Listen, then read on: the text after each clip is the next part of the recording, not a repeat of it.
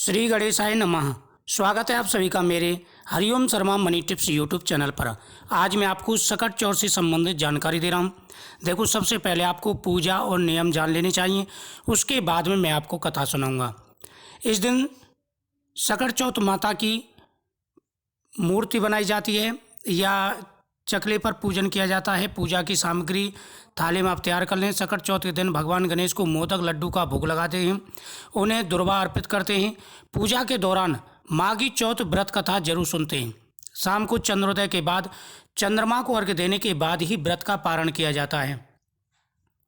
सकट चौथ का व्रत सभी संकटों को हरने वाला होता है और संतान की लंबी आयु के लिए माताएं ये व्रत रखती हैं। सकट चौथ का व्रत संतान की सुरक्षा और परिवार की खुशहाली के लिए रखा जाता है। इस दिन गणेश जी की पूजा में दुर्वा और मोदक जरूर अर्पण करने चाहिए। भगवान गणेश जी के सामने आप दीपक जलाएं। ओम गंग गणपते नमः मंत्र का जाप आपको करना है। इस दिन का जो योग होता है ये बहुत बड़ा योग माना जाता है। इस दिन जो इच्छा बोल कर के व्रत करते हैं सभी मनोकामनाएं पूरी हो जाती है। माघ मास की कृष्ण पक्ष की चतुर्थी तिथि को सकट चौथ या तिलकुटा चौथ का व्रत रखा जाता है।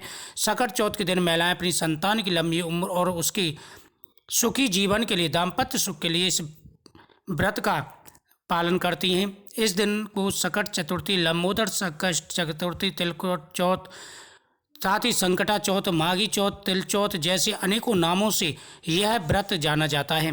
तो शाम के समय आप 5 बजे से लेकर के और 6 बजे के बीच में कथा जरूर सुनें। एक पटले पर भगवान गणेश जी की, माता पार्वती, भगवान शिव की मूर्ति स्थापित करें।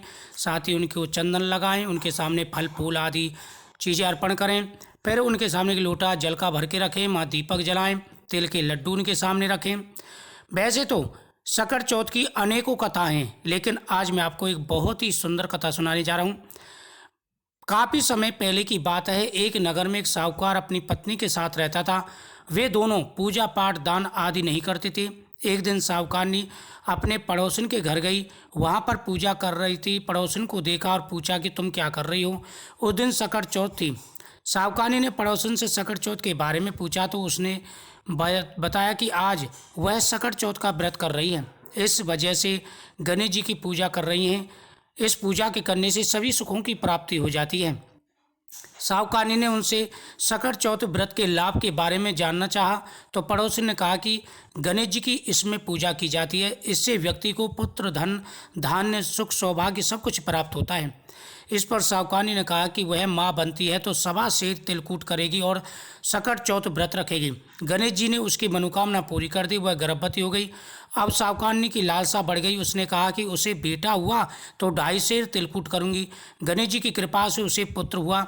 तब उसने कहा कि यदि बेटे का विवाह हो जाए तो वह 5.25 सेर तिलकूट करेगी। गणेश जी के आशीर्वाद से उसके लड़के का विवाह भी तय हो गया। लेकिन साहूकारनी ने कभी भी ना तो सकट व्रत का और ना ही तिलकूट किया। साहूकारनी के इस आचरण पर गणेश जी ने उसे सबक सिखाने की सोची। जब उसके लड़के का विवाह हो रहा था तब गणेश जी ने अपनी माया से उसे पीपल के पेड़ पर बैठा दिया। अब सभी लोग वर को खोजने लगे, लेकिन वर नहीं मिला। एक दिन साहूकारनी की होने वाली बहू सहेलियां संग दुर्वा लाने जंगल गई। उसी समय पीपल के पेड़ पर बैठे साहूकार के बेटे ने आवाज़ लगाई, ओ मेरी अर्धव्याही। यह सुनकर सभी युवतियां डर गईं और भागकर घर आ गईं। उस युवती ने सारी घटना माँ को बताई। तब वे सब उसे पेड़ के पास पहुंची।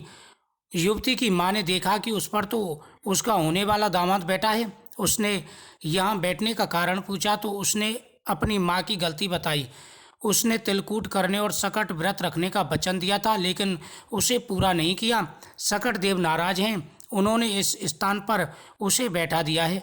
यह बात सुनकर के उस युवती की माँ साहूकारनी के पास गई और उसे सारी बात बताई। तब उसे अपनी गलती का एहसास हुआ। तब उसने कहा कि हे सकट महाराज, उसका बेटा घर आ जाए तो 2.5 मन का तिलकूट करूँगी। गणेश जी ने उसे फिर एक मौका दिया। लड़का घर पहुंच गया और उसका विवाह पूर्ण हुआ। उसके बाद साहूकारनी ने 2.5 मन का तिलकूट किया, सकट व्रत रखा। उसने कहा कि हे सकट माता, आपकी महिमा मैं समझ नहीं पाई, आप मुझे क्षमा करें।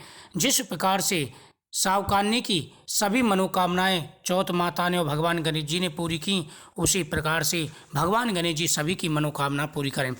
इस कथा को सुनने के बाद में भगवान को तिलकुट का भोग लगाएं और उस लोटे के जल से चंद्रदेव को अर्घ देने के बाद ही व्रत खोला जाता है। और भगवान को जिस चीज़ का भोग लगाएं तिलकुट का, उसी की का पहले सेवन करके व्रत खोलते हैं। इससे धन्य धान बढ़ता है और संतान हमेशा सुखी रहती है। बहुत बड़ा व्रत है, आप जरूर करें। वीडियो को शेयर करें, चैनल को सब्सक्राइब